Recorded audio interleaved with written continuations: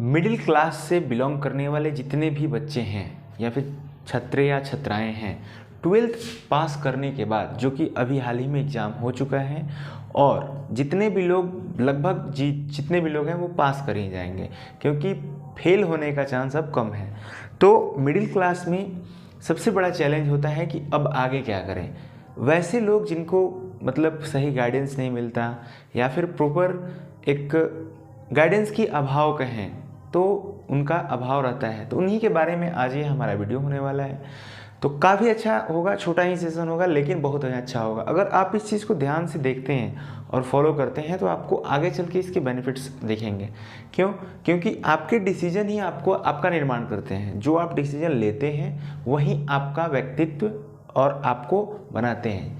सही डिसीजन, गलत डिसीजन या फिर जो भी, अगर अभी आप चूक गए, 1-2 साल ब्रेक कर गए या फिर पढ़ाई से डिसकंटिन्यू हो गए, तो आप कहीं ना कहीं ये फील कर पाएंगे या करेंगे आगे चल के कि मुझे ये ब्रेक नहीं लेना चाहिए था, या फिर मुझे सही डिसीजन लेना चाहिए था अपनी योग्यता के अनुसार कि मैं क्या कर सकता हूँ। पहला बात। दूसरा बात करते हैं कि कौन कौन से स्कोप हैं जो खुल जाते हैं एक मिडिल क्लास के लिए, एक गरीब के लिए, और एक ऐसे कहें कि रिच जो जन्म से ही बहुत धनी मनी घर से हैं और उन्हें पढ़ने की इच्छा है। पढ़ने वालों के लिए ये बातें हो रही हैं।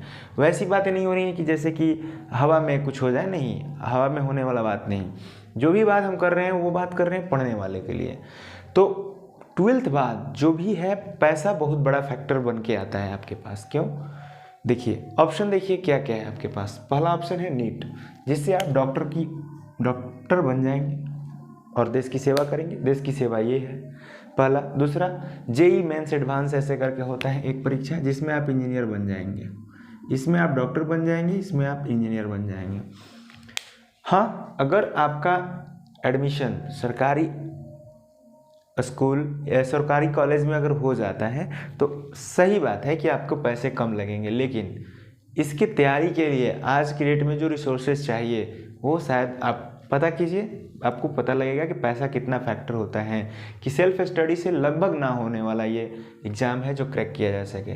तीसरा बात करते हैं एनडीए, जो यूपीएससी ऑर्गेनाइज कराती है एग्ज़ाम, और यूपीएससी थल सेना, वायुसेना और जल में क्या करती है, कमांडेंट लेवल की यानी ऑफिसर्स का चुनाव करती है। आईए में बहुत सारी चीज़ें हैं जो इसमें होती हैं। तो खैर, ये सारी चीज़ें जो फर्स्ट सेकंड और थर्ड का बात हम जो कर रहे हैं, बहुत सारा रिसोर्स, बहुत सारा एनर्जी, बहुत सारा हार्डवर्क की ज़रूरत होती है, जिसके बाद आप एक बहुत ही बड़े व्यक्तित्व और बहुत बड़े आदमी बन के उभर के बाहर निकलते हैं। एनडीए हो, जेई मेंस हो, नीट हो, ये लगभग लड़के जो तेज होते हैं, पढ़ने में प्रतिभावान होते हैं, उनका ये चॉइस होता है। अब बात करते हैं मिडिल क्लास। मिडिल क्लास का बात क्यों कर लेते हैं? क्योंकि ना इनके पास कम है यानी कि गरीब हैं, और ना ही इनके पास कुछ ज़्यादा अच्छा करने के लिए होता है। और दूसरे होते हैं एक गरीब जिनके पास खाने के लिए भी सोचना पड़ रहा है। तो उनके लिए क्या क्या ऑप्शंस हैं उसके बारे में भी थोड़ा सा बात करेंगे। जैसे कि बात करते हैं गवर्नमेंट जॉब। अगर यूपी, बिहार और इस उत्तर पूर्व का जो रीजन देखें, असम उधर नहीं, यूपी बिहार में खास करके उत्तर का कहें तो रीजन देखें, तो इसमें बहुत सारा बेल्ट ऐसा है जो गवर्नमेंट जॉब के पीछे पागल है। यानी सरकारी नौकरी यहाँ सबको चाहिए। लगभग हर एक बच्चा को जो है वो सरकारी नौकरी की तैयारी कर रहा है। वो बच्चे जो मिडिल क्लास से हैं, मिडिल क्लास या फिर पुअर से हैं, गरीब घर के लड़के हैं, वो लड़के क्या कर रहे हैं, गवर्नमेंट जॉब की तैयारी में लग जाते हैं। अगर, हाँ, ध्यान देने वाली बात ये है कि अगर आप गवर्नमेंट जॉब की तैयारी करने के लिए सोच रहे हैं तो आपको 2-3 चीज़ें बहुत अच्छे से ध्यान होनी चाहिए। ये चीज़ें हम बात नहीं करेंगे। क्यों? क्योंकि हम इस सेगमेंट पे काम भी नहीं करते हैं। जो हमारा जो वीडियो आता है या फिर जो भी हम कंटेंट बनाते हैं, वो सारे कंटेंट गवर्नमेंट जॉब के ओरिएंटेड होता है, या फिर कुछ ऐसे नॉलेज जो आपको जानना चाहिए, जो सोशल इशू में चल रहा है, सोशल में इशू में ट्रेंड कर रहा है, वैसे नॉलेज पे हम बात करते हैं। जो सही हो गलत हो उसके बारे में थोड़ा सा चर्चा, सबको जानकारी देना, यही हमारा काम है, यही हमारा मोटो है।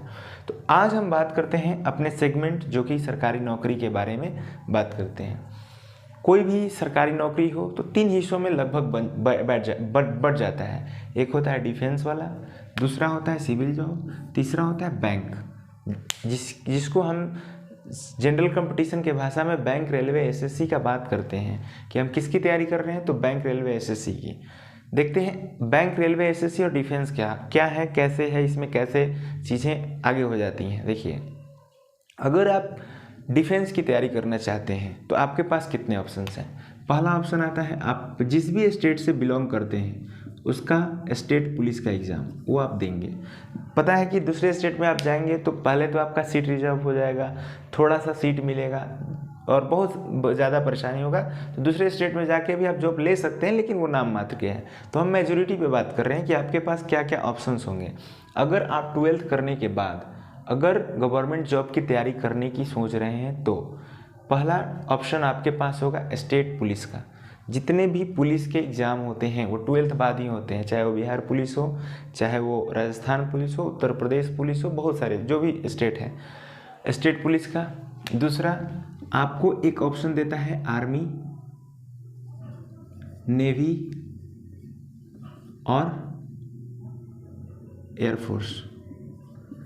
ये जो आपको पता है कि ये 4 साल के लिए कर दिया गया है और अग्निवीर रिक्रूटमेंट के तहत इसकी बहाली हो रही है। तो इसमें आपको पता है कि लोगों का इंटरेस्ट कहीं ना कहीं कम हुआ है, लोग कम तैयारी कर रहे हैं, या फिर 4 साल के लिए जाना लोगों को अभी अजीब लग रहा है। लेकिन प्रोजेक्ट अच्छा है, स्कीम अच्छा है, आगे चल के क्या होता है इसके बारे में बात करेंगे। लेकिन अभी ये क्या है, पहला आप स्टेट पुलिस का तैयारी कीजिएगा या फिर स्टेट पुलिस का एग्ज़ाम दीजिएगा, आपके पास ये अपॉर्चुनिटी है अगर आप फिजिकली फिट हैं तो। दूसरा आर्मी, नेवी और एयरफोर्स का आप अग्निवीर के तहत फॉर्म भरिएगा। तीसरा एसएससी जीडी, बहुत ही फेमस चीज़, जितने भी अर्धसैनिक बल पैरामिलिट्री फोर्सेस हैं उनमें अर्धसैनिक बल का जो जीडी यानी जनरल ड्यूटी का वैकेंसी होता है वो एसएससी जीडी एग्ज़ाम के तहत आपका पहला स्टेज होता है एग्ज़ाम देना, फिर फिजिकल और इसके बाद मेडिकल और इसके बाद मेरिट बनता है। तो मेजर देखें तो यही आपके पास चांसेस हैं कि आप एक स्टेट का पुलिस का एग्ज़ाम दीजिएगा, एक आर्मी, एयरफोर्स, नेवी और तीसरा एसएससी जीडी। इसके बाद आपको लगभग ना के बराबर चीज़ें मिलने वाली हैं अगर 12th पास हैं तो। दूसरा सिविल में है तो सिविल में आपको एक एमटीएस, जितने भी डिपार्टमेंट्स हैं सिविल में, सिविल मतलब कि ऑफिशियल जॉब में, वो एसएससी कंडक्ट कराती है। आपको जैसे ही पता होगा कि सरकारी जॉब में जो एसएससी कंडक्ट कराती है वो जितने भी सिविल डिपार्टमेंट है उसमें वो एसएससी कंडक्ट कराती है एग्ज़ाम, और उसको ही सिविल जॉब बोला जाता है। बैंक को भी बोला जाता है, लेकिन बैंक एक प्राइवेट ऑर्गेनाइजेशन है जिसको हम अलग से बात करेंगे कि 12th बाद इसमें अपॉर्चुनिटी क्या है।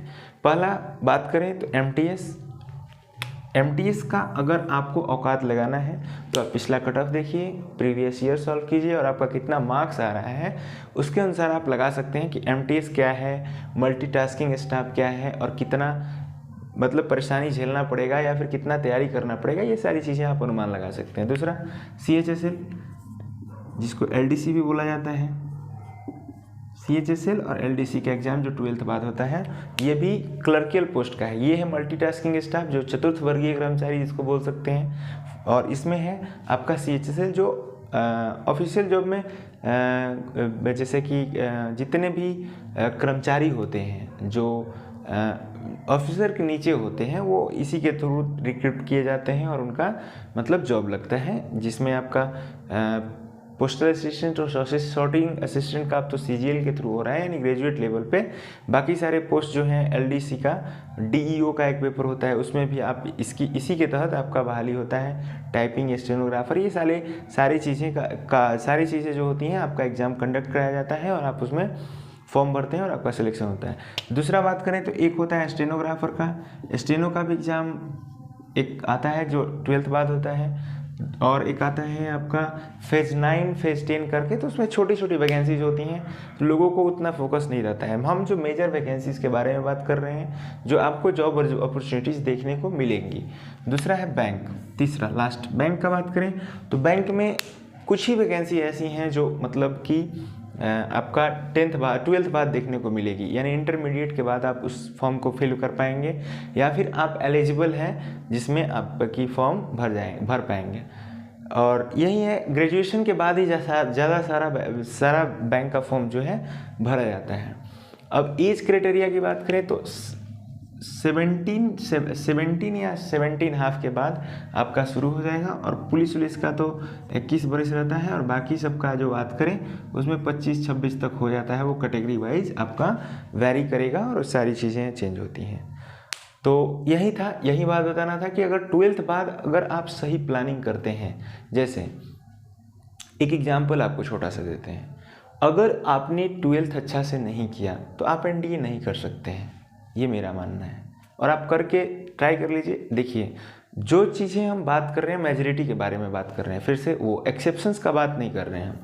एक्सेप्शंस कुछ होते हैं जो कुछ भी कर सकते हैं, लेकिन हम मेजॉरिटी का बात कर रहे हैं। जिसने 10th बाद एनडीए के बारे में नहीं सोचा वो नहीं कर पाएगा, उसके लिए बहुत ज़्यादा प्रयास है, बहुत ज़्यादा मतलब एक्सेप्शन बनना पड़ेगा। एक्सेप्शन बनना सबके लिए आसान नहीं होता है।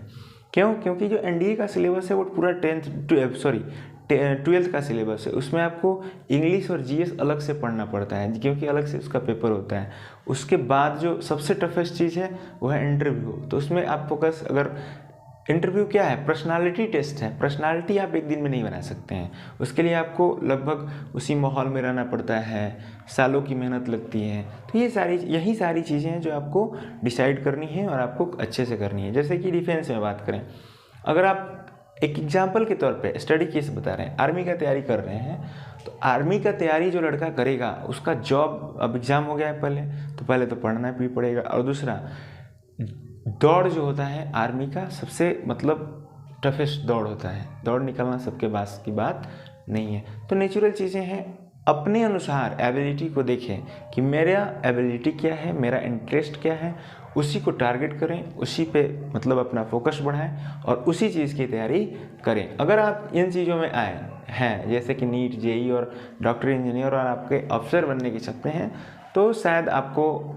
कहीं दूसरे चैनल पे जाके चीज़ें देखनी चाहिए, या फिर ये जो हम कंटेंट बना रहे हैं उस पर फोकस करके आपको चीज़ें अलग से देखनी चाहिए। और हम तो हैं ही गवर्नमेंट जॉब की जो सारी, ये भी गवर्नमेंट जॉब ही है, लेकिन जो मेजर गवर्नमेंट मतलब 12th बाद जो बड़ी वैकेंसी के रूप में देती हैं, इसकी तैयारी हम नहीं कराते हैं, या फिर इससे रिलेटेड हम कंटेंट नहीं बनाते। क्यों?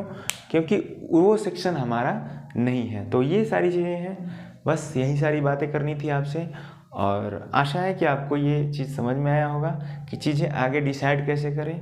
और अगर आपको कोई परेशानी होती है तो आप हमें कमेंट कर सकते हैं। इसी के साथ धन्यवाद। बेस्ट ऑफ बेस्ट विशेस, आपका रिजल्ट अच्छा हो और आप अच्छे प्रतिशत के साथ, अच्छे अंक के साथ आप क्या करें, 12th एग्ज़ाम पास करें। Thank you.